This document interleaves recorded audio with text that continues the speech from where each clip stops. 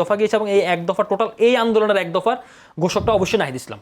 আমি ধরেন নাহিদ ইসলামের রাজনীতি নিয়ে এখনকার রাজনীতি, আসিফ মাহমুদের রাজনীতি, হান্নান মাসুদের ক্রিটিক করবো, আমার কোনো অসুবিধা নেই, কিন্তু টোটালি 36 দিনের জার্নিতে তারা আমাদের সবচেয়ে বড় হিরোইক ক্যারেক্টার। ডাক্তার রাকিব, কালকে একটা রাষ্ট্রীয় প্রোগ্রাম হয়েছে, সেখানে জুলাই নিয়ে আলোচনা হয়েছে, জুলাই বিষয়ে সেখানে একটা জুলাই ডকুমেন্টারিও দেখানো হয়েছিল। সেখানে আমরা দেখলাম বেশ হট্টগোল হয়েছে। সেখানে বলা হচ্ছে এনসিপির পক্ষ থেকে, তখন বলা হচ্ছে এমন ডকুমেন্টারি তৈরি ইতিহাস বিকৃত করা হয়েছে বলে অভিযোগ এনসিপির, তারা এই কথাটা বলেছেন। এবং শেষ পর্যন্ত সেখানে আবার রাষ্ট্রপতিও সে একই কথা বলেছেন যে আসলে এই ডকুমেন্টারিতে কেন এত ভুল, এই ভুল তো উচিত হয়নি, বা স্বীকারও করেছেন। কিন্তু সবচেয়ে যে বিষয়টি মানুষের চোখে লেগেছে সেটা হলো এই অনুষ্ঠানে বিদেশি কূটনীতিকরা ছিলেন এবং রাষ্ট্রপতি খুব দুঃখ করে বলেছেন যে আপনারা যে হট্টগোলটা করেছেন ভুল থাকলে আপনারা শুদ্ধ করতে পারতেন, কিন্তু এভাবে বিদেশি কূটনীতিকরা যেভাবে এখান থেকে অনুষ্ঠান ছেড়ে চলে গেছে, এখান থেকে আমাদের ভাবমূর্তি কেমন হচ্ছে। আমার প্রশ্ন হলো, যারা ডকুমেন্টারি তৈরি করেছে তারা কারা? আবার যারা হট্টগোল করলো কূটনীতিকদেরকে বের করে দেওয়ার একটা চক্রান্ত মনে করেন কেন, কূটনীতিকদের মধ্যে একটা ভাবমূর্তি নষ্ট হওয়ার মতো একটা পরিবেশ তৈরি করলো, এর দোষটা কাকে দিবেন? বা আবার অনেকে বলছে যে যারা ডকুমেন্টারি তৈরি করছে এর পেছনে কারা আছে যারা সরকারকে প্রশ্নবিদ্ধ করছে? সিভিক রয়্যাল রিসোর্ট, সবুজে ঘেরা আভিজাত্য।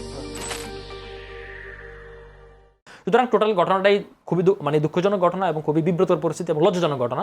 এবং আমি মনে করি যে সরকার এই বিষয়গুলো আরও খুবই সফটলি কেয়ারফুলি হ্যান্ডেল করা উচিত। কারণ হচ্ছে কি, জিনিসটা জুলাই আমাদের সকল জনতার। ব্যাখ্যা দিচ্ছি, কালকে ঘটনাটা অফিসিয়ালি আমি ইনভাইটেড ছিলাম, বাট আমি যেতে পারিনি। তো আমি ঘুমাচ্ছিলাম তখন, আমি ঘটনা জানি না কি হয়েছিল। ওই আসার আমি বলি আসার পথে আমি এখানে আপনাদের স্টুডিওতে আমি আর আতিক ভাই নিয়ে আলাপ করছিলাম।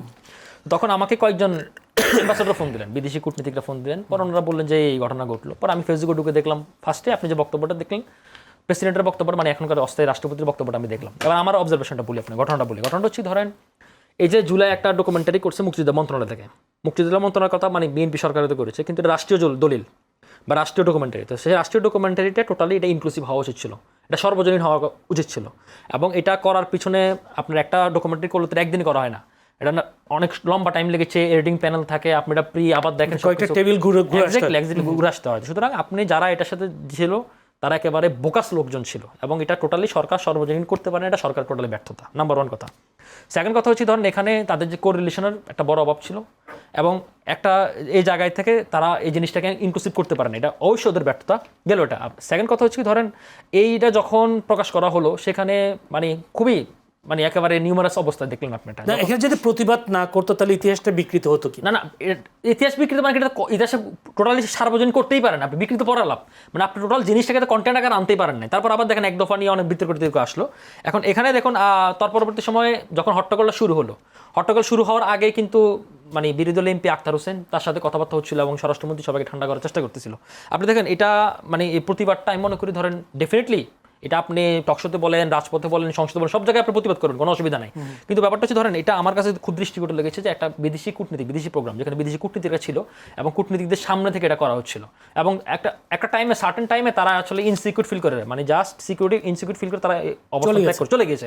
এবং যেটা দুঃখ করে বলেছেন যে মাননীয় প্রেসিডেন্ট, তিনি বলেছেন যে আমি প্রিপারেশন নিয়ে আসলাম ইংলিশে বক্তব্য দিই, এখন ওরা তো চলে গেছে, আমি ইংরেজি বক্তব্য দিয়ে করবো কি, আমার তো বাংলা বক্তব্য দিতে হবে। সুতরাং টোটাল ঘটনাটাই খুবই দুঃখজনক ঘটনা এবং খুবই বিব্রতর পরিস্থিতি এবং লজ্জাজনক ঘটনা।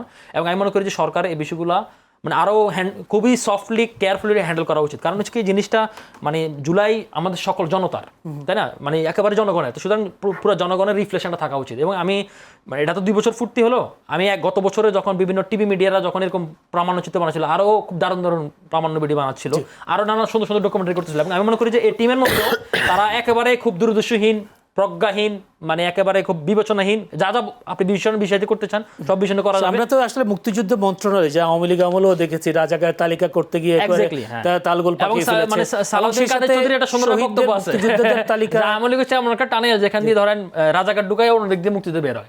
তো এখন এই জাতীয় যে ইতিহাস বিকৃতি আমরা দেখতে চাই না। আর আপনি এক দফার কথা বলছেন, আমি এটা একটু ক্লারিফিকেশন করি আমার সাইড থেকে, আমার অবজারভেশনটা আমি বলিনি, আমি অনেকগুলো কথা বলি। আচ্ছা, আমি একটু বলিনি, যেহেতু আপনার সময় কম, আমি একটু বলে ফেলি। সেটা ধরেন আমাদের জুলাইয়ের যে 36 দিনের জার্নি, এটা টোটালি জুলাই কেন্দ্রিক। কারণ এটা আমাদের এই বৈষম্য বিরোধী কোটা আন্দোলন থেকে পোস্টে পোস্টে আমাদের অনেকগুলো ধাপ আমরা পার হয়েছে, 9 দফা, 1 দফা, তারপরে অনেক কিছু, অনেক বাংলা ব্লকের অনেক নানা অনেক কিছু বিষয় মানে খুবই চমকপ্রদ জিনিস দিয়ে আমাদের 1 দফা গিয়েছে। এবং এই 1 দফা টোটাল এই আন্দোলনের 1 দফার ঘোষকটা অবশ্যই নাহিদ ইসলাম। আমি ধরেন নাহিদ ইসলামের রাজনীতি নিয়ে, এখনকার রাজনীতি, আসিফ মাহমুদের রাজনীতি, হান্নান মাসুদের ক্রিটিক করবো, আমার কোনো অসুবিধা নেই, কিন্তু টোটালি 36 দিনের জার্নিতে তারা আমাদের সবচেয়ে বড় হিরোইক ক্যারেক্টার। এবং আপনাকে শেষ করি, ছোট করে শেষ করি, ধরেন 1 দফার বিষয়টা ধরেন এটা পলিটিক্যালি 1 দফা, এটা ধরেন বিএনপি বেগম জিয়া যখন অ্যাক্টিভ ছিলেন, উনি ফিজিক্যালি যখন অ্যাক্টিভ ছিলেন তখন থেকে উনি 1 দফা বলে আসতেছেন, তারা কোন বলেছেন, কিন্তু এটার সাথে জুলাইয়ের 1 দফা যায় না। সুতরাং আমি মনে করি ধরেন যার যেটার ডকুমেন্টেড হিস্ট্রি, তার ডকুমেন্টেড হিস্ট্রিটাকে রিকগনাইজ করতে হবে, রাষ্ট্রীয় পক্ষ থেকে এটাকে এটা করা উচিত। সিভিক রয়্যাল রিসর্ট, কিনুন আভিজাত্য, নিশ্চিত করুন ভবিষ্যৎ।